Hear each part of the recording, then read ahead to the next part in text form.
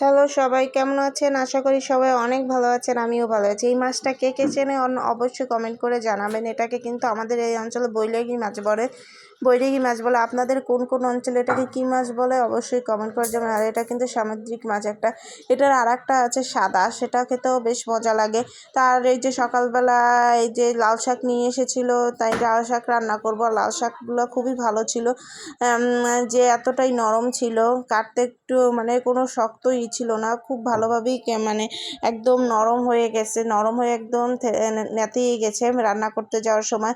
তো অনেক সময় লাল শাকে কিছু কিছু লাল শাক আছে মানে চুলে দেওয়ার পরও জল দিতে হয়, নাহলে জল বের হয় না। আর এটা দিয়ে এমন পরিমাণ জল বের হয়েছে, আমার আর এক্সট্রা কোনো জলই দিতে হয় না, একদম নেতিয়ে অল্প একটু হয়ে গেছে। তো এখানে কিন্তু এই যে ধুয়ে মুছে পরিষ্কার করে একদম আমি চুলায় বসিয়েও দিয়েছি, দেখছেন তেল দিয়ে একদম বসিয়ে দিয়েছি।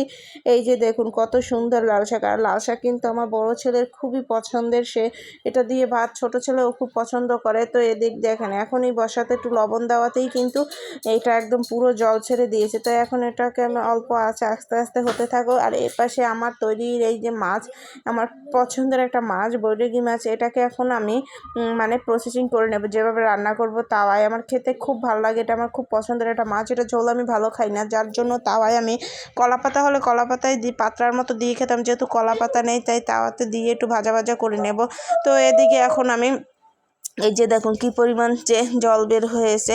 তো এখন এটাকে আস্তে আস্তে এই জলটাকে শুকাবো, শুকিয়ে তারপর তাহলেই কিন্তু রান্না আসবে। আর লাল শাক রান্না করতে কিন্তু বেশি সময় লাগে না। তো চলুন এখন এইটাকে প্রসেসিং করে নিই। এখানে পেঁয়াজ আর রসুন বাটা দিয়ে দিয়েছি, পেঁয়াজটাকে একটু কুচি কুচি করে রেখেছি, এটাকে আর বাটি নিই। আর এখানে যা যা লাগে হলুদ, লবণ, মরিচের গুঁড়া, এগুলো একটু দিয়ে আর একটু সামান্য তেল দিয়ে এখন এটাকে ভালো করে মেখে তারপর তাওয়াতে বসিয়ে দেবো। আর আমি আপনাদেরকে সবসময় বলি, আমার তাওয়াতে কিন্তু সহজে মাছ লেগে পড়ে না, যার জন্য না আমার সবথেকে একটা উপকার হয় কি জানেন, আমি যখনই কোনো মাছ টাছ ভাজি এই তাওয়াতে করি, তাহলে না মানে কোনো মাছই বলতে পারেন ভেঙে যায় না এবং লেগে পড়ে না। এর জন্য ওটাকে আমি নাম দিয়েছি ননস্টিক তাওয়া। তো এখানে এই যে দেখুন তেল গরম হয়ে গেছে, এখন আমি এক এক করে মাছগুলো ছেড়ে দেবো।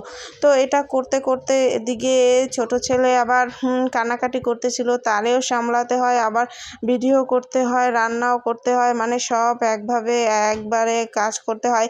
কি বলবো, যারা ভিডিও এডিট করে যারা করে তারাই বোঝে যে ভিডিও করে ভিডিও এডিট করা যে কতটা কষ্টকর, তা মানে বলে বোঝানো না। তো যাই হোক, কষ্ট না করলে কেষ্ট কীভাবে মেলবে, তাই তো কষ্ট করতে হচ্ছে। আর এদিকে দেখুন আপনাদের সাথে বক বক করতে করতে আমার লাল শাক কিন্তু একদম কমপ্লিট হয়ে গেছে। এই যে লাল শাকের জল কিন্তু টেনে গেছে, আর একটু সময় রেখে আমি তারপর উঠিয়ে নেবো। আর দেখুন এই মাত্র 3 আঁটি আনছিল, আমি 2 আঁটি রান্না করছি, দেখুন সেটাই কতটুক হয়ে গেছে। তো সকালবেলা আজকে এটা দিয়ে খাবো। আর দুপুরের খাবার তো আর কালকে রান্না করা মানে ফুলকপি আলুর তরকারি আছে, তো সেটাই আমাদের দুপুরে চলে যাবে। আর 2 ছেলের জন্য এই যে লাল শাক করলাম। আর এই যে দেখুন একটা মাছও কিন্তু ভাঙেনি, দেখছেন হাতে নাতে প্রমাণ দেখিয়ে দিলাম। অনেকে তো বলবেন তাওয়াতে যে মাছ লেগে পড়ে না, এর প্রমাণ কি? এই যে দেখুন তার প্রমাণ আপনাদেরকে দেখিয়ে দিয়েছি। এই যে দেখুন একটা মাছও কিন্তু ভেঙে যায়নি। তো এই মাছগুলোকে আস্তে আস্তে ভাজতে থাকবো। ভাজা হয়ে গেলে একটু মানে অতটা কড়কড়া ভাজা ভাজবো না, তাহলে তো আপনারও খেতে ভালো লাগবে না, ভাতের সাথে একটু ঝোল রাখবো। আর এখানে কিন্তু এই যে দেখুন লাল শাকটা কতটুকু হয়ে গেছে, এই যে লাল শাক রান্না করা কমপ্লিট হয়ে গেছে।